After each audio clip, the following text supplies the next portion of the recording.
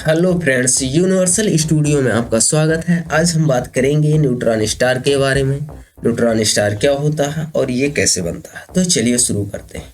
Neutron star हमारे solar मास के लगभग 1.5 गुना ज़्यादा मास होता है और ये काफ़ी डेंस होता है। ये इतना डेंस होता है कि इसे ऐसे समझ सकते हैं कि अगर 1 चम्मच न्यूट्रॉन स्टार लिया जाए तो वह हमारे धरती पर उसका वेट जो है 100 मिलियंस टन होगा। आप समझ सकते हैं कि ये कितना डेंस होता है। अब न्यूट्रॉन स्टार के बारे में हम बताएं तो ये इसका कंपोजिशन जो होता है वो टोटली न्यूट्रॉन्स का बना होता है, क्योंकि ये इतना डेंस होता है कि इसके एटम्स भी कोलैप्स करके प्रोटॉन और इलेक्ट्रॉन कोलैप्स करके न्यूट्रॉन बना देते हैं। तो ये टोटली न्यूट्रॉन स्टार जो है वो न्यूट्रॉन का बना होता है। हालांकि इसके कोर में क्या होता है और उसके कोर में मैटर का कौन सा स्टेट होता है, इसके बारे में अभी कोई करेक्ट इंफॉर्मेशन नहीं है।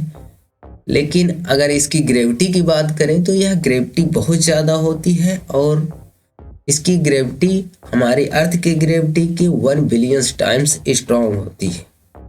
और न्यूट्रॉन स्टार की मैग्नेटिक फील्ड भी बहुत ज़्यादा होती है।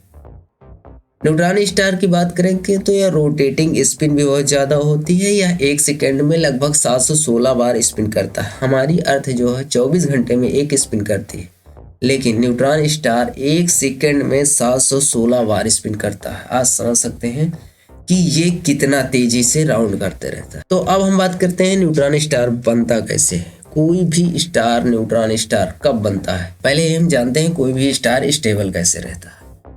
तो किसी भी स्टार की अपनी एक ग्रेविटी होती है, उसमें न्यूक्लियर फ्यूजन रिएक्शन होते रहता है। न्यूक्लियर फ्यूजन रिएक्शन क्या करता है कि स्टार में एक्सप्लोजन होता रहता है, जिससे स्टार के मैटर को आउटवर्ड मतलब बाहर की ओर धकेलता रहता है। वो न्यूक्लियर एक्सप्लोजन क्या करता है, स्टार को फैलाने की कोशिश करता है, लेकिन उसमें स्टार में प्रेजेंट ग्रेविटी क्या करती है, उसको सिंक करने की कोशिश करती है। इस तरीके से दोनों बैलेंस रहते हैं। जब तक बैलेंस रहते हैं तब तक स्टार अपने शेप में स्टेबल पोजीशन पे रहता है।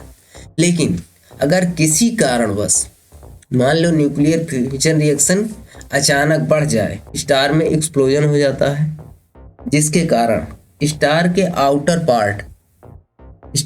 आउटर पार्ट जो है गैसियस फॉर्म में यूनिवर्स में बिखर जाते हैं। लेकिन स्टार का जो कोर होता है वो सिंक करने लगता है, क्योंकि थोड़े समय के लिए एक्सप्लोजन के बाद थोड़े समय के लिए स्टार में न्यूक्लियर फ्यूजन रिएक्शन बंद हो जाते हैं सेकेंड के लिए। उसमें ग्रेविटी जो है पूरे जोर से उसको सिंक करने लगती है, क्योंकि उसे स्टेबलाइज करने के लिए न्यूक्लियर फ्यूजन रिएक्शन वीक पड़ जाता है, जिसके कारण जो है ग्रेविटी पूरे पावर के साथ स्टार को सिंक करने लगती है। और यह सिंक होते होते स्टार का साइज बिल्कुल कंप्रेस होने लगता है। किसी स्टार का साइज जो हमारे सूरज के बराबर स्टार है, लेकिन वो सिंक होके लगभग 20 किलोमीटर डायमीटर का स्टार बन जाता है। आप समझ सकते हैं कितना ज़्यादा सिंक होता है। और ये सिंक होते होते एटॉमिक लेवल पे भी सिंक होने लगता है। मतलब एटम से जिस एलिमेंट से वो स्टार बना है उसके एलिमेंट आपस में एटम्स कोलैप्स होने लगते हैं, जिससे उसके प्रोटॉन और इलेक्ट्रॉन कोलैप्स होके न्यूट्रॉन बना देते हैं। तो एक पूरा स्टार जो है न्यूट्रॉन का बन जाता है। तो इसीलिए इसको न्यूट्रॉन स्टार बोलते हैं। अब बात आती है ये तेजी से स्पिन क्यों करता है, तो इसके पीछे है conservation of angular momentum. Neutron star इतनी तेजी से स्पिन क्यों करता है? न्यूट्रॉन स्टार इतनी तेजी से स्पिन इसलिए करता है कि जब वो बड़ा स्टार होता है तो स्पिन उसकी स्लो होती है, क्योंकि उसका मोमेंट ऑफ इनर्शिया ज़्यादा होता है। लेकिन जब वो सिंक होने लगता है तब उसका मोमेंट ऑफ इनर्शिया डिक्रीज होने लगता है, जिससे एंगुलर वेलोसिटी इंक्रीज होने लगती है।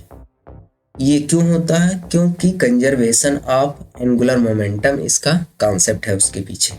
क्योंकि मोमेंट ऑफ इनर्शिया इंक्रीज करेगा तब उसकी एंगुलर वेलोसिटी डिक्रीज करेगी। लेकिन अगर मोमेंट ऑफ इनर्शिया डिक्रीज कर रहा है तो उसकी एंगुलर वेलोसिटी इंक्रीज करेगी, ताकि उसका एंगुलर मोमेंटम कंजर्व रहे। तो इसीलिए न्यूट्रॉन स्टार जब सिंक होता है तो उसकी एंगुलर वेलोसिटी इंक्रीज कर जाती है और इसीलिए न्यूट्रॉन स्टार इतनी तेजी से स्पिन करता है।